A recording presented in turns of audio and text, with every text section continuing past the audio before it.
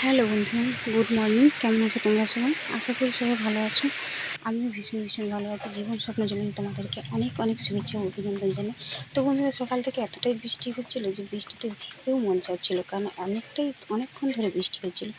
কারণ বৃষ্টিতে ভিজে গেলে আমার তো ঠান্ডা লেগে যায়, তাই সেরকম বেশি ভিজতে পারছিলাম না, অথচ বাইরে দাঁড়িয়ে বৃষ্টিটা অনুভব করছিলাম। আর যেই বৃষ্টিটা কমে গেছে তাই বাইরে বেরিয়ে আমি একটু গা ভিজেছিলাম।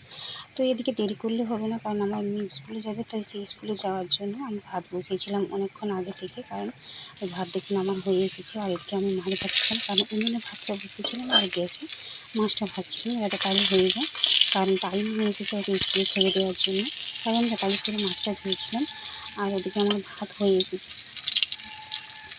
আর এদিকে মাছ ভাজাও হয়ে এসেছে। তো আগে থেকে আমি মাছ ভাজার আগে থেকে ছাতুটা ভেজে রেখেছিলাম। তো বন্ধুরা, কারণ এখন তো বর্ষার সময়, কারণ এখন খড় ছাতু পাওয়া যায়, তাই আমি খড় ছাতুটা ভালো করে লাল করে ভেজেছি। কারণ আমার মেয়ে ছাতু ভাজাই খেতে ভালোবাসে, অন্যান্য কিছু খেতে ভালোবাসে না।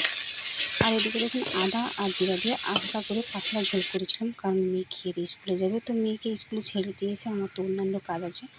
তো ভাত টাত খেয়ে দিয়ে, তো বন্ধুরা এখন আমি ঘুম থেকে উঠে পড়েছি। তো বিকেল হয়ে গেছে। বন্ধুরা, এই জায়গাটার কাছে আমি ভিডিও করি সবসময়, তোমরাই এই জায়গাটাই আমার কাছে দেখো। তো আমি এইখানে থেকে, কারণ দেখুন বন্ধুরা, আমার তো বাড়িঘর সেরকম ভালো নয়, তাই তোমাদের সামনে আমি বাড়িঘর ভালো রকম শেয়ার করতে পারছি না। আমার যেটুকুই আছে, যেমনই আছে, তাই সেরকমই আমি তোমাদের সামনে শেয়ার করছি। ভালো লাগলে অবশ্যই তোমরা কমেন্ট করে জানাবেন যে ওদের ভালো লেগেছে। এই জায়গাটার কাছে আমি ভিডিও বানাই। তো বন্ধুরা, এখন এইটুকু, পরে আবার আসবো। বাই।